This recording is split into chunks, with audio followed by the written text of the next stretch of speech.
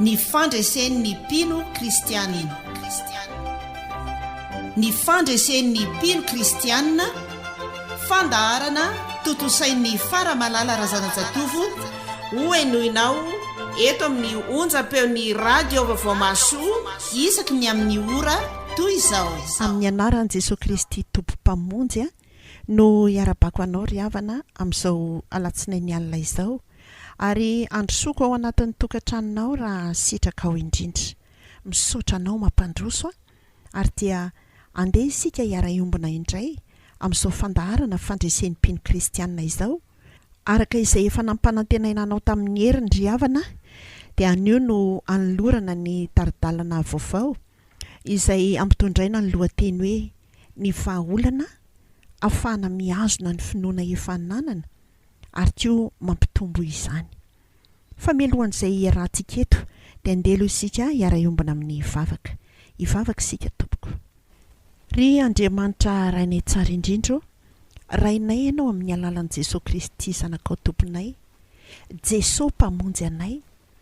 Misaotra anao tompo fa nafoinao ny zanakao lahatokana, tsy nampaninina anao ny fahafatesana izay nianjady teo aminy mba hamonjena anay zanak'olombelona rehetra. Misaotra ny amin'ny fitiavanao lehibe hamonjena anay. Misaotra anao ihany koa zahay noho ny famindraponao izay ahantranao aminay, ary izany koa dia mbola noho ny fitiavanao ary tanterahanao ny teninao fa fitiavana mandrakizay tokoa ny tiavanao anay. Izany nampaharetanao ny famindraponao aminay. Koa tehirizo zahay Andriamanitra, aza vela hanararoatra ny fotoana izay andalovanay amin'izao tontolo izao, fa ahay hanararoatra kosa ny amin'izay hikambananay aminao. Misaotra ny amin'ny fanahinao masina izay ampitoerinao mandrakariva any amin'ny rehetra izay mino anao, ka dia io fanahinao masina io anie hampahatsiahy anay mandrakariva fa zanakao izay Andriamanitra. Efa nofidinao ka tsy mba harianao, ka tsy anao adaladala, fa hitombo amin'ny finoananao. Koa sokafy ny fonay, sokafy ny masom-panahinay, sokafy ny sofinay. Andre indray ny taridalana izay tianao hitariana anay dia ny hitomboana amin'ny finoana bebe kokoa eo aminao. Raha tsy misy mantsy ny finoana, tsy misy ny fandresena, satria ny fandresena dia omena ny mino. Koa mitenena ary tompo fa mihaino izahay mpanomponao. Amin'ny anaranao Jesosy Kristy nangatahanay izany vavaka izany ary ny voninahitra teo anao Andriamanitra irery ihany. Amen. Mandeha ny fotoana ry havana, volana Oktobra sahady isika izao, ary 2 volana aoriana izao ange dia tapitra ny taona. Inona ny vihinanao tany am-piandohan'ny taona? Manahoana izy amin'izao? Mbola misy 3 volana be izao ahafahanao manatratra izay efa nifanekenao tamin'ny tompo? Ndrao dia ho trosa eo anatrehan'Andriamanitra indray izany. Izay no ela ry havana fa andeha isika hanasa ny tarika ny mino avy any Frantsa, hikala amintsika ilay hirany mitondra ny lohateny hoe ny mino ndao ary.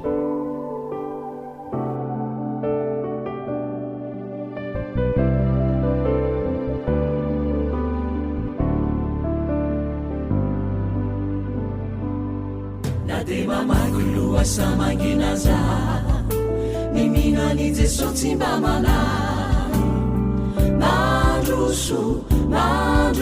ni mina ni Jesosy mba mana, kana de misy ny mpamingana tsity ny fiainako milamina ery. Mandresy ny fiainako milamina ery. De mamako loha samanginaza ny mino ani Jesosy mba mana, mandroso ny mino ani Jesosy mba mana, kana de misy ny mpamingana tsity ny fiainako milamina ery. Mandresy ny fiainako milamina ery. Mino ani Jesosy Kristy o matoky, Jesosy no andro raha honany atoandro, andrafo andrafinao rehefa maty masoandro niatotanonja mampitsangamolo arindrany alaminy daholo azady morimino jesolo andreraonany atoandro andrafinao rehefa maty masoandro niatotanonja mampitsangamolo arindrany alaminy daholo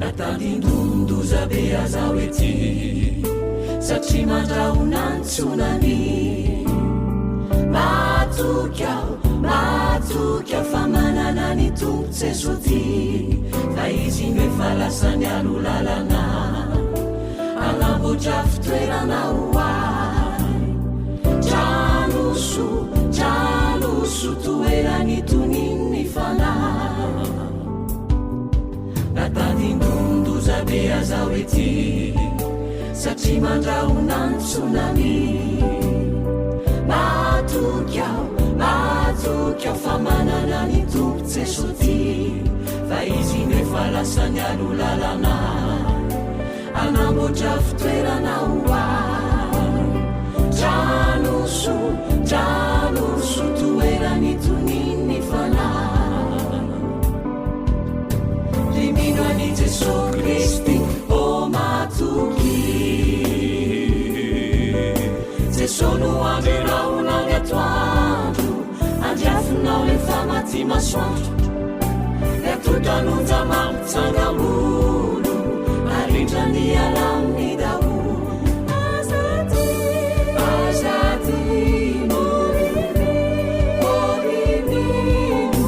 Jesosy no andreraonany atoandro andriafinao rehefa maty masoandro niatotanonja mampitsangamolo arindrany alaminy daholo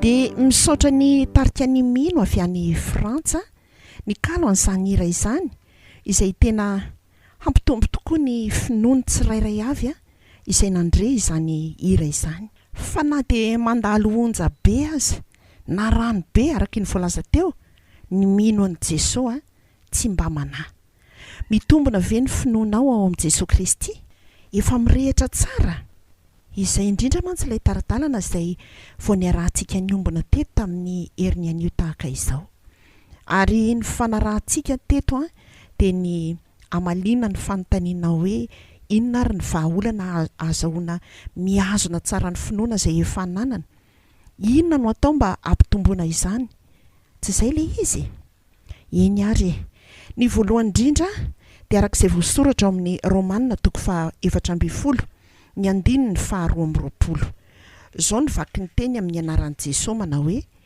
ny finoana izay anananao dia azono ho anao eo anatrehan'Andriamanitra ny finoana izay anananao dia azono ho anao eo anatrehan'Andriamanitra na dia tahaka ny voatsinapy aza ny finoanao dia azono ho anao eo anatrehan'Andriamanitra izany fa izany ange mahafindra tendrombohitra tsaronao moa ilay zazalahy izay nampahorian'ny demonia nandeha ny mpianatra Jesosy andeha hamoaka n'io demonia io fa tsy nahatafavoaka nandeha tany amin'i Jesosy izy no ny avy eo Jesosy izay nge tany nahoana izay ny tsy nahavoaka azy dia ozy Jesosy taminy arak'izay voarakitra eo amin'ny Matteo 7:20 hoe noho ny fahakelezan'ny finoanareo ihany falazaiko aminareo marina tokoa raha manana finoana ohatra ny voatsinapy iray aza ianareo ka hiteny amin'io tendrombohitra io hoe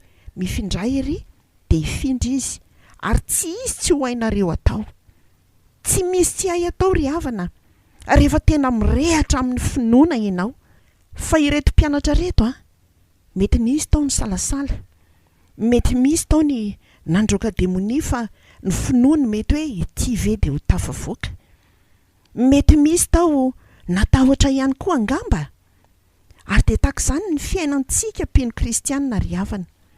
Mandrakariva manoloana ny ady goavana lehibe izay atrehana, manoloana ny ady sarotra, dia izao ve dia mbola ho afaka?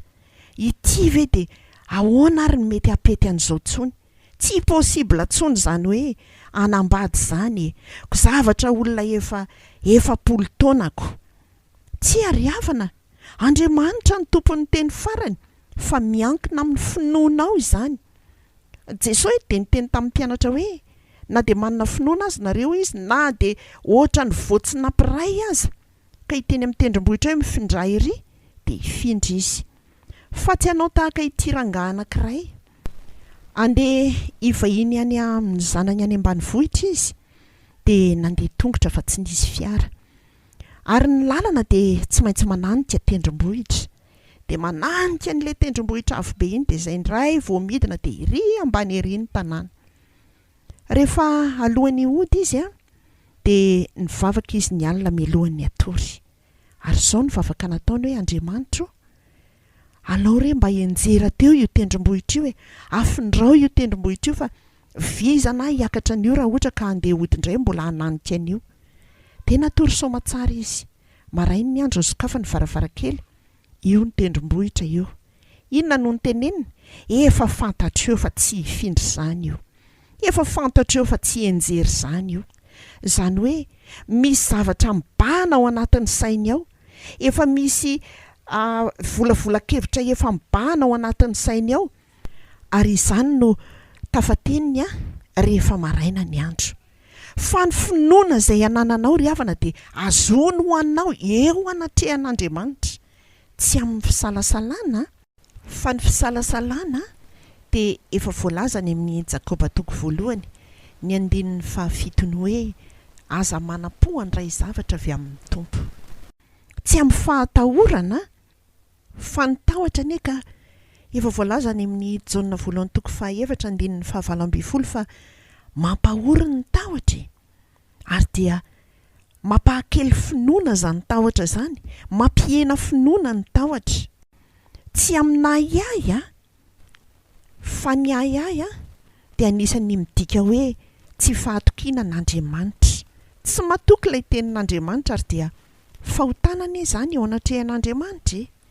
Efa voalaza ny amin'ny Filipianina 2:2 fa aza manahy na amin'inona na amin'inona.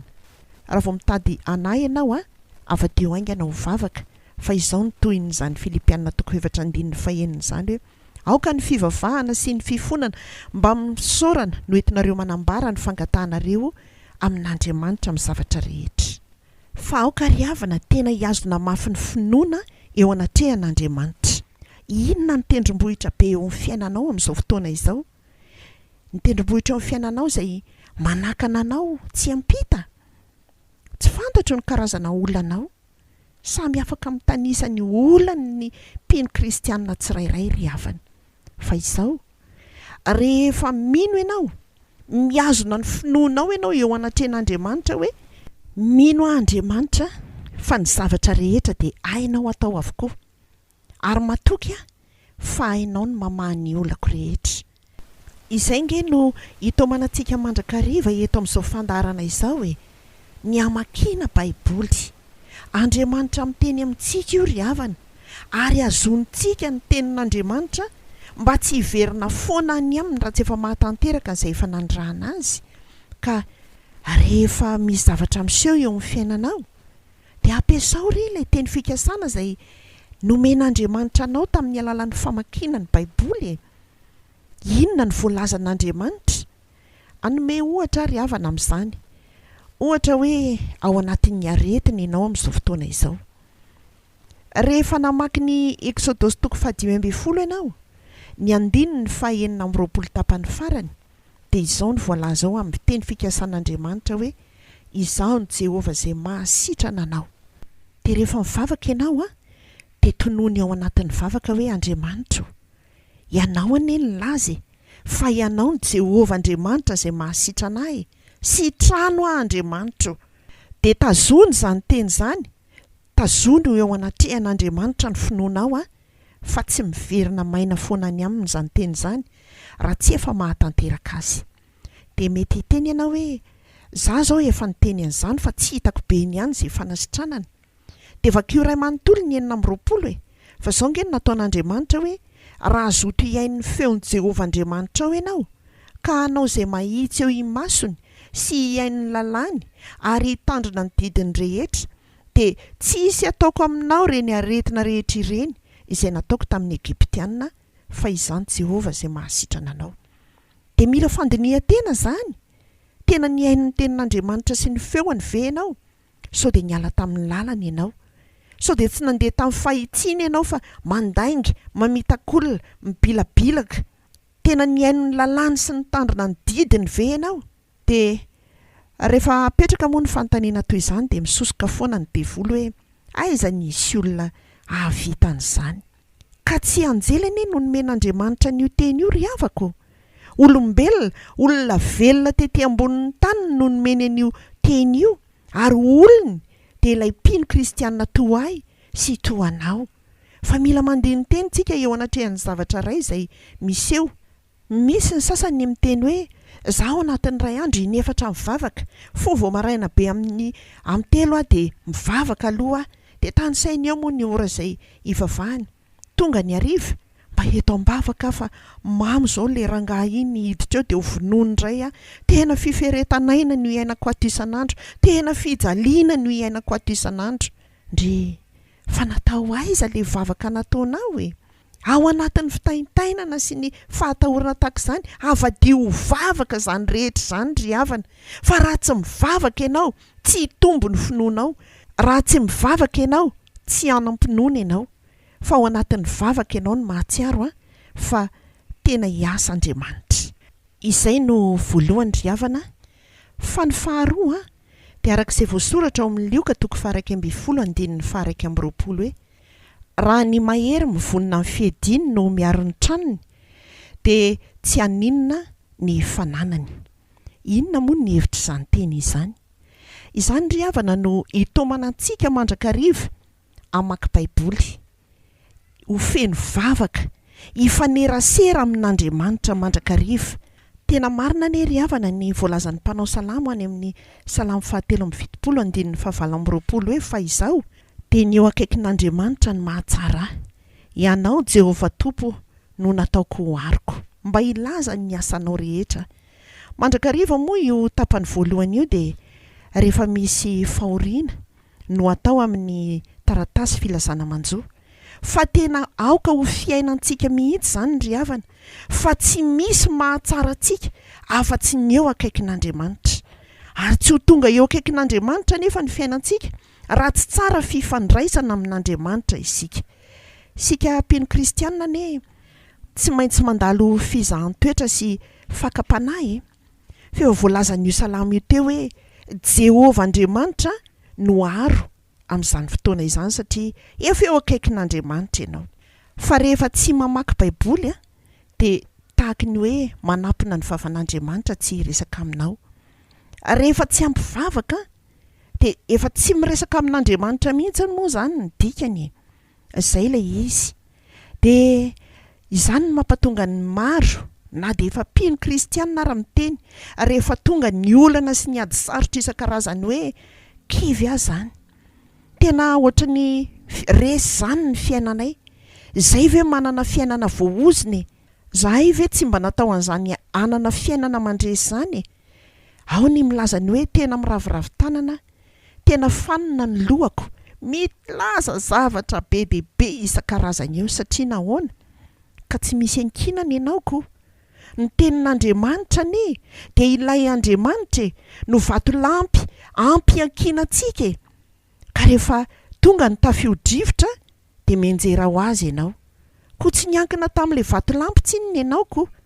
Fa ity eto ny tenin'Andriamanitra dia milaza fa raha ny mahery mivonona amin'ny fihediana no miaro ny tranony dia tsy haninona ny fananany. Mila mahery sika ry havana ary mila mivonona mandrakariva amin'ny fihediana mba hiarovana ny fiainantsika ray manontolo. Inona ilay fihediana? dia araka ny voalazan'ny Efesianina 4:9 ny 9:10 hoe tafio avokoa ny fiadian'Andriamanitra rehetra azahoanareo mifahatra amin'ny fanangolen'ny devoly. Ilay tenin'Andriamanitra nge ny tia nambara amin'izany fa ny olona tia miaino ny tenin'Andriamanitra mazoto amin'ny famakiana baiboly dia tsy haninona ny fananany sy ny momba azy, ny asany, ny volany, ny ankohonany rehefa tonga ny mpanamotrano. Eto no valiko ilay fanontaniana izay maro no nanoratra izany hoe atao ahoana ny mamaky baiboly? Ianao ny laza fa tsy tokony manokatra baiboly avy hatrany. Eny tompoko, tsy azo atao izany satria eo amin'Andriamanitra dia tsy misy ny kisendrasendra. Efa voalazako ihany tamin'ny heriny fa asa raha ny hainy tsara ianareo na tsia fa manana ho fandaminana amin'ny famakianao baiboly, manana planina amin'ny famakianao ny baiboly. Ka raha ohatra ianao hoe anomboka hamaky any amin'ny Isaia ohatra, dia vaky ohatra any amin'ny Isaia 1 dia isan'andro ianao mamaky arak'izay fantatrao sy ho zakanao hoe atreo ihany aloha ny isan'andro. Tonga ny apitso vakio indray ny manaraka. Fa Andriamanitra ry havana mandamina ny fiainanao ifanaraka amin'izay teny vakinao ao. Ary tena miteny anie Andriamanitra fa rehefa tsy akaikin'Andriamanitra isika, rehefa tsy miaino ny tenin'Andriamanitra isika, rehefa tapenantsika ny vavan'Andriamanitra io dia lasa manao tao foana. Ary voalaza zany amin'ny Isaia 7 anasako anao ny amaky an'izany manomboka any amin'ny 1 ka hatrany amin'ny farany fa ny tsy miaino an'Andriamanitra dia manao ny nofo no sandry, dia manao izay tiany atao, mandeha amin'izay tiany alehany, tsy miaino ny fitsipika sy ny didin'Andriamanitra izany.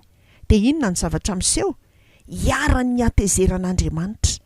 Ary rehefa mamaky an'io Isaia 7 io ianao dia ho hitanao ao fa tsy mety ho tapitra ny fahatezeran'Andriamanitra.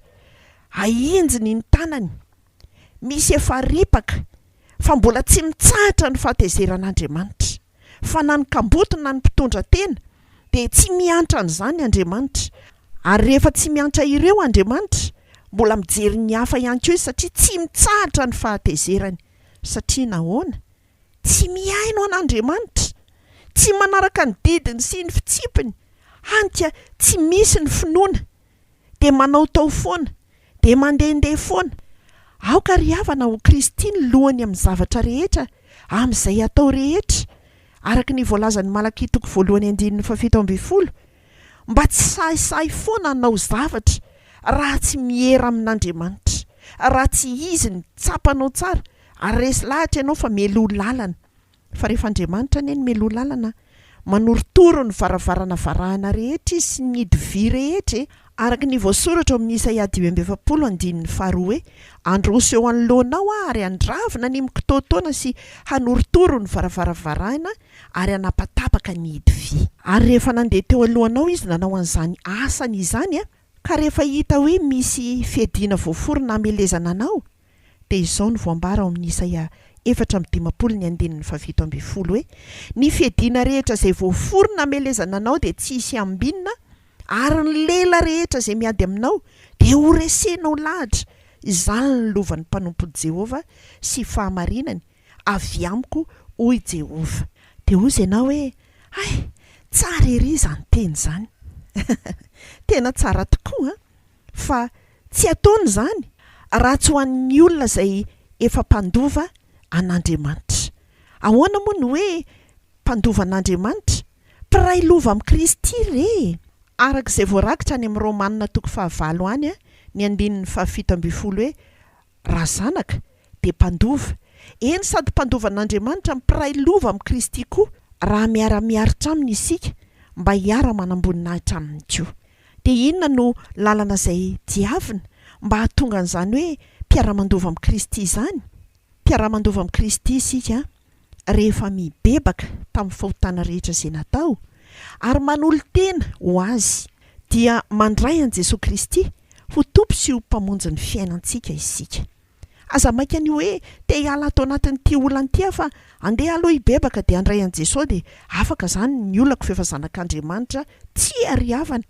Amin'ny finoana no anaovana an'izany ary tena vokatry ny fonao no anaovana an'izany fa tsy hoe raiki-po tsy maintsy ho atao zay dia ho tonga ho any amin'ny fandresena. Tsy ariavana, hiainana zany hoe fanoloran-tena ho an'i Jesosy Kristy. Mahatsiaro tsy mahazo aina ny olona nandray an'i Jesosy Kristy ho tompo sy mpamonjy ny fiainany raha tsy miresaka amin'Andriamanitra ary raha tsy mandray ny tenin'Andriamanitra izay ambara isan'andro isan'andro. Ao anatin'izany rehetra izany no hitombony ny finoanao izay le hoe mivonona amin'ny fiediana mba hiaro ny tranony. Izany no ahafahana miazona ny finoana ary mampitombo ny finoana. Tsisy zavatra azo atao aminao rehefa ohatra ianao ka tsy hitombo amin'ny finoana, tsy manana an' Jesosy Kristy ilay tompony finoantsika sady mpanefa izany araka ny voalaza ny Hebreo 12:2. Fiambenana riavana ny fandraisana ny tenin'Andriamanitra, tsy hoe hiandry ny olanao ianao na hiandry ny ady sarotra misy eo aminao ianao. Zay ianao vao hoe aisa ny baiboly rakizy eto ty aloha vakiana aingana fa lozy ty mahazo antsika ty, andao aloha tsika hivavaka. Efa malemy ane ianao amin'izany fotoana izany fa ny famakiana ao an'ilay tenin'Andriamanitra mieloha izay nge le vatso hoentiny. Isika ane ety andalam-piazakazany ka raha hiazakazaka dia tsy ho sasatra ary raha andeha dia tsy ho reraka araka ny Isaia 40 ny 9:1-3 satria nahoana efa tsara vatsy efa feno tenin'Andriamanitra eny am-piazakazany ka na misy ara vato manakana dia dinganina fotsiny, na misy ara afo mamay izay alefan'ilay ratsy eny an-dalam-piazakazana dia tsy andoro anao akory zany, ary na dia tsy maintsy apita ny ranobe aza dia tsy hanafitra akory izany arak'izay voalaza ao amin'ny Isaia 41:2. Raha mita ny rano ianao dia ombanao aho, ary raha mita ny ony ianao dia tsy hanafitra anao izy. Raha mandeha mamaky ny afo ianao dia tsy homay ary tsy hirehatra aminao ny lelafo, na mavaivay tahaka ninona aza ny olana izay misy eo aminao tsy ampirehatra anao io, ary na dia lalina tahaka ninona raha ny rano izay ampitanao matoky ny tenin'Andriamanitra fa tsy hanafitra anao io. Fa inona ny zava-misy rehefa lalina ny rano eo amin'ilay olana dia miteny ny mpino kristianina, na dia efa mpino kristianina ara ho rendrika tsisy hevitra tsony aiza no andinganana an'io, angamo tsy tsaroanao fa teo anoloan'ny ranobe nge ny zanak'Israely no niteny Andriamanitra tamin'ny Mosesy hoe hainjiro ny tehinao dia kapohy ny rano fa hisokatra io. Dia nino i Mosesy satria tsara fifandraisana tamin'Andriamanitra izy, mihaino mandrakariva ny tenin'Andriamanitra izy, ary izy koa miresaka amin'Andriamanitra amin'ny olana rehetra izay mitranga sy misy eo amin'ny izay nitantanany ny zanak'Israely. Fa nisokatra riavana ny ranomasina dia nihita nandeha fotsiny ny zanak'Israely noho ninona? Noho ny finoany Mosesy fa marina amin'ny tenin'ny Andriamanitra. Ary izany no amakiantsika baiboly mba azahoantsika ny tenin'Andriamanitra ka hifikirantsika amin'ny tenin'Andriamanitra fa marina amin'ny tenin'ny Andriamanitra. Tsy miovy izy ho maly anio ary mandrakizay fa izay efa hainy natao hatramin'izay mbola hainy atao hatramin'izao. Marary ianao na haina nasitrana ny izy ary mbola manasitrana ary mbola hanasitrana fa sao dia mipenipenina etsy eroa ianao, sao dia maheno ny laza n'ireny mpitsikidy sy mpimasy isan-karazany ireny ianao hoe eo no eo dia sitrana nefa mandoha vola be ianao any. Eo amin'Andriamanitra tsy mandoha vola ianao na ny ariary azany kanefa tsy hanatonanao. Fa tsy misy ny fambomban'Andriamanitra eo amin'ny fiainantsika riavana rehefa tsy mino an'Andriamanitra isika. Inona moa ilay hoe tsy mino an'Andriamanitra? Tsy mino ny teniny. Miteny nge Andriamanitra Exodus 4:4 ianareo angina fa izany hiado anareo fa mahay mangina ve? Mahatoko ve fa tena hiado anao Andriamanitra? Ka ohatra ny arakaraky ny ivavahana vao maika mampitombo be ny olana koa dia anao inona ianao? Tsy hivavaka fa ny olona tsy mivavaka nge efa lasa ny devoly efa any satanany izao tontolo izao zay tsy mahalala an'izany hoe hivavaka izany na mifomaraina na isakafo. De avy eo moa de miteny hoe ohatra tsy zaka mihitsy fa tsy maintsy mamaly fa aiza ve ka zay ataony an'izao nge ka ataony an'izao hoe tsy matoky ny tenin'Andriamanitra ianao. Ka aiza moa ny tsy ho voataminy ny fanananao, aiza ny tsy harary ny fonao, fa raha mivonina mifedina ianao miaro ny tranonao de tsisy aninona ny fanananao, tsisy aninona ny mombanao rehetra rehefa tena mivonina ianao. Ary mifatokisanao ny tenin'Andriamanitra sy fanerasirana amin'Andriamanitra raha azonao tsara ty tapany faharoa ity, izany no hitombonao amin'ny finoana. Ary ny fandresena de omena ny mino ka de tsy maintsy mandresy ianao eo amin'ny fiainanao manontolo. Jesosy ve mba hitanao namaly? Na mba hitanao hoe za koa mba lehilahy tahaka anareo ka aleoko nareo mba vonoko fa mamono ahy? Fa natoky an'Andriamanitra raina izy fa misy programan'Andriamanitra io fijalian' Jesosy iny, misy programan'Andriamanitra. Ary hitantsika sy tsapantsika amin'izao fotoana izao fa famonjena ho antsika tsirairay no ny aretana an'izany. Ka mahareta re amin'ny fivavahana, mifalia amin'ny fanantenana, miareta amin'ny fahoriana, arak'izay voarakitra amin'ny Romanina 12:12. Aza merikerika foana, mivonoana mandrakariva, miambena fa mila lehilahy mahery sy vehivavy mahery isika, mahery amin'ny finoana ka ho toy ny vatolampy tsy azozongozonina ny finoantsika. Ny fahatelo farany de aza manontany intsony hoe inona no ataoko mba hitombona amin'ny finoana, fa mamaky tenin'Andriamanitra, fa manome hery sy fahefana ry havana ny tenin'Andriamanitra ahafahanao mandroaka ny herin'ny aizina sy ny asan'ny devoly satana rehetra. Ny tenin'Andriamanitra raha mino an'izany ianao, mampirisika mihitsy any hoe ao an-tokantrano tenin'Andriamanitra reny ataovy betsaka eny amin'ny rindrina. Miorooro ane satana amin'ireny tenin'Andriamanitra reny rehefa tena iainanao reny tenin'Andriamanitra reny. Tsy misy diso zany ny tenin'Andriamanitra. Tsy maintsy tanteraka amin'ny zay rehetra mino azy. Araka ny voalaza ao amin'ny Isaia 5:20, ny 7:12 hoe toy ny ranonorana sy ny oram-panala milatsaka avy any an-danitra ka tsy miverina any raha tsy efa mahavoto ny tany ka mampaniry sy mampahavoakatra azy mba hahatonga voa ho an'ny mpamafy sy hanina ho an'ny mpihinana. De toy izany ny teniko izay aloky ny vavako. Tsy hiverina amiko foana izy raha tsy efa mahatanteraka izay sitrako ary ambinina amin'izay ampandehanako azy. De hitanao amin'izany mbola hanambina anao koa zany io tenin'Andriamanitra zay fikirinao io. Raha tianao reny hitomba amin'ny finoana, andao fenoana tenin'Andriamanitra ny fiainantsika. Andao fenoana fifaneraserana amin'Andriamanitra ny fiainantsika.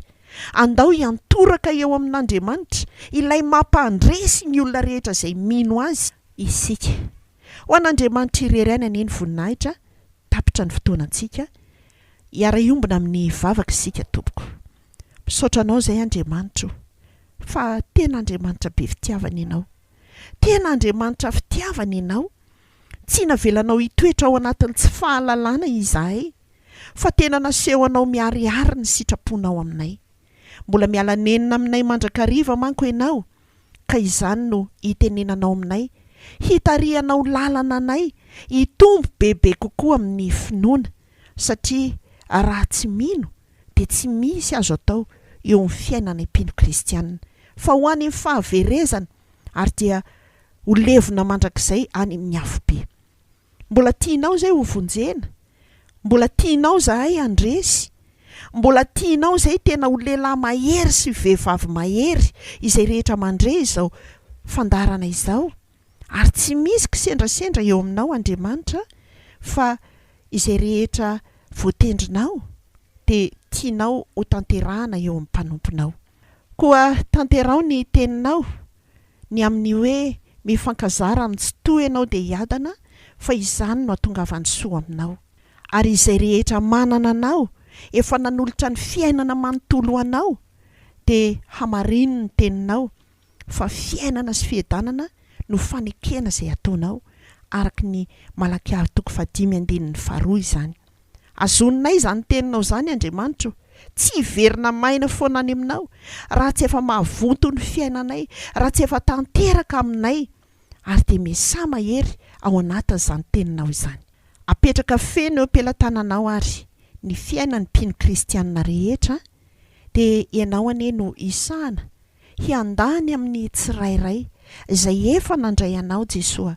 Ampatsiahy mandrakariva ny fanoloran-teny ianao mba hanavao izany ny tsirairay avy ny isa-tokantrano mba tena ho azoninao ary ara-iafina aminao ny fiainanay tsirairay avy. Misaotra Tompo fa tsara ianao sady mpanao tsara ary asehoanao anay mandrakariva izany fahatsaranao izany. Tianay ianao Andriamanitra. Misaotra indrindra amin'ny alalan'i Jesosy Kristy nanaovanay izany vavaka izany, ny voninahitra dia ho anao Andriamanitra irery ihany. Amen. Ny fandaharana ny fandresen'ny mpino kristianina ry havana dia azonao tsidihana ao amin'ny YouTube ny radio vaovao Mahasoa. Afaka mandeha any amin'ny cyber ianao raha ohatra ka tsy manana fitaovana ao an-tokantranonao, dia afaka manontany an'ireny mpandraharaha ao amin'ny cyber ireny fa afaka atorony ianao raha toa ka tsy hainao. Aza kivy amin'ny hoe za ve efa lehibe ohatry ity, zavatra efa tsy haiko izany. Fa mila mahay ny zavatra rehetra isika ao amin'ilay pampahery antsika, dia izany no ampirisiana antsika amin'izany. Azonao alaina raha manana fitaovana fakana ireny feo ireny ianao dia tsy maninona mihitsy, azonao alaina izany ampitombo ny finoanao. Indro meko anao ny larana finday ahafahantsika mifanerasera raha misy izay tianao hifaneraserana dia 034 11 293 24. Ho an'Andriamanitra irery anie ny voninahitra, mahereza tsara dia miorena tsara, aza miova velome. Noenoinao teo ny fandaharana ny fandresen'ny mpino kristianina. Ny fandresen'ny mpino kristianina natolotry Faramalala Razanajatovo teto amin'ny onjam-peon'ny radio vaovao Mahasoa.